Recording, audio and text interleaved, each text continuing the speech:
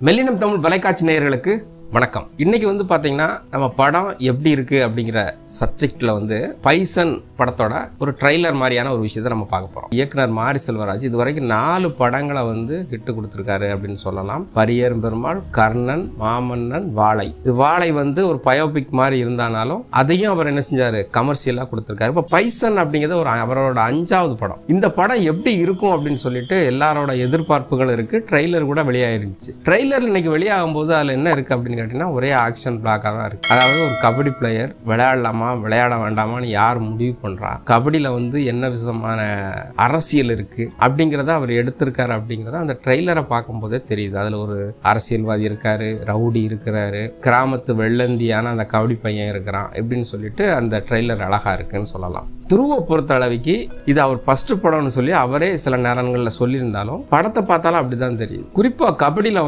4 பேர் சேர்ந்து பிடிக்கும் போது அந்த 2 காலையும் ஒரு சேக்க இழுத்து அந்த கோட்டுக்கு கொண்டு வர அந்த சீன் பாத்தீங்கன்னா ட்ரெய்லர்ல இருக்கு. அதே ரொம்ப வித்தியாசமா இருக்கு. துருவுக்கு தன் நடிப்புக்கு கிடைச்ச ஒரு பெரிய படம் அப்படின்னு தான் நம்ம சொல்லணும். நிறைய இடங்கள்ல அவருடைய அந்த முகபாவனைன்னு சொல்லக்கூடியது பார்க்க முடியுது. அடுத்து ரகிசா அப்படிங்கிறவங்க அக்காவா நடிச்சிருக்கிறாங்க.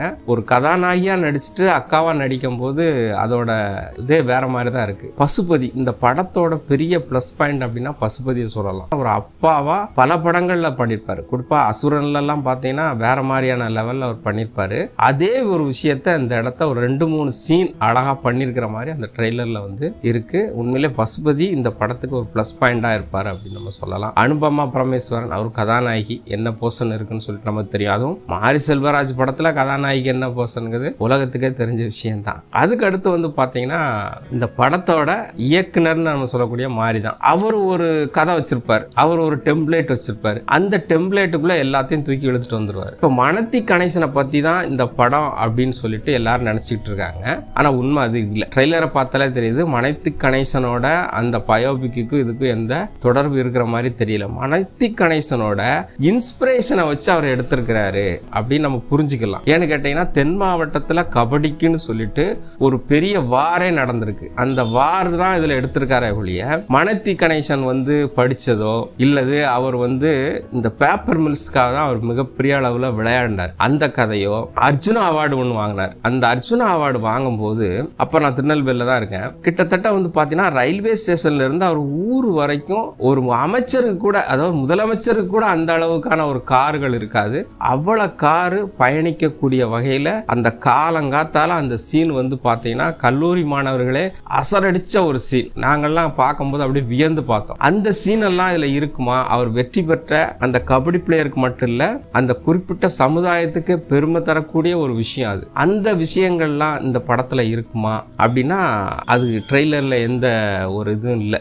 முழுக்க முழுக்க ஒரு விவசாய விட்டு பையன் அவன் கபடிக்கு போனா எப்படி இருக்கும், அவன் அங்க அடக்குமுறை எப்படி சந்திக்கிறான், அந்த மாதிரி வழக்கமான நம்ம மாரி செல்வராஜோட டெம்ப்ளேட்ல எடுத்திருக்காருன்னு சொல்லலாம். மாரி செல்வராஜை பொறுத்தளவுக்கு என்னன்னு கேட்டீங்கன்னா ஒரு மிகப்பெரிய ஒரு கிரியேட்டிவ்னு சொல்லலாம்.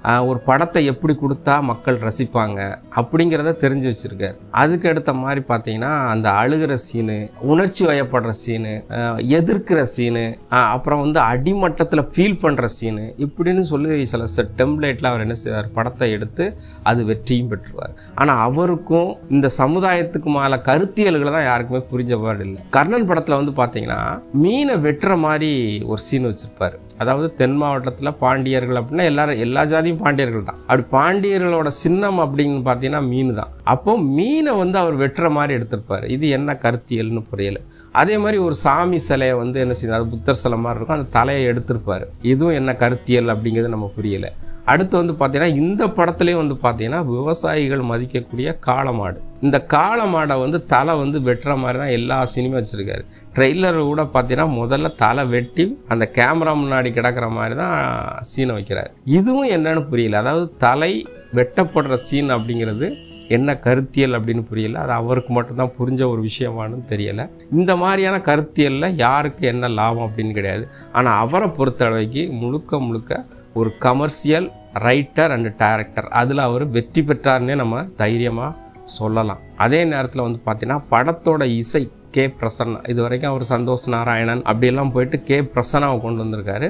அவர் இந்த படத்துக்கு நல்லா உழைச்சிருக்காரு. பாட்டெல்லாம் அழகாக தெரியுது. ஆனால் பாடலோட வரிகள் பார்த்தீங்கன்னா எல்லாமே மாரி செல்வராஜ் தான் எழுதியிருக்கிறாரு.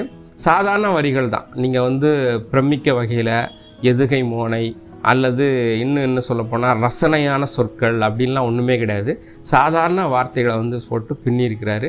பாடல் வேறு யாருக்காச்சும் கொடுத்துருக்கலாம். எல்லாத்தையும் நம்ம எழுதணும் அப்படிங்கிறது சில நேரங்களில் அது சரியாக இருக்காது. ஆனால் அந்த விஷயத்தை அவர் என்ன செஞ்சுருக்கலாம், மாரி செல்வராஜ் கொஞ்சம் மாற்றி வேறு யார்கிட்டயாச்சும் கொடுத்துருக்கலாம். மற்றபடி பார்த்தீங்கன்னா ஒளிப்பதிவெல்லாம் அருமையாக இருக்குது. நடிகர்கள் எல்லாம் பார்த்தீங்கன்னா பைசன் இந்த தீபாவளிக்கு வெற்றி படமாக அமையும் அப்படிங்கிற எந்த மாற்று கருத்தும் இல்லை. ஆனால் அவர் சார்ந்த மக்களுக்கும் அந்த சமுதாயத்துக்கும் இந்த படம் எந்த அளவுக்கு வேல்யூஃபுல்லாக இருக்கும் அப்படிங்கிறத நம்ம பொறுத்திருந்து தான் பார்க்கணும். அதுவரை உங்களிடமிருந்து விடைபெறுவது மெல்லினம் தமிழ். நன்றி.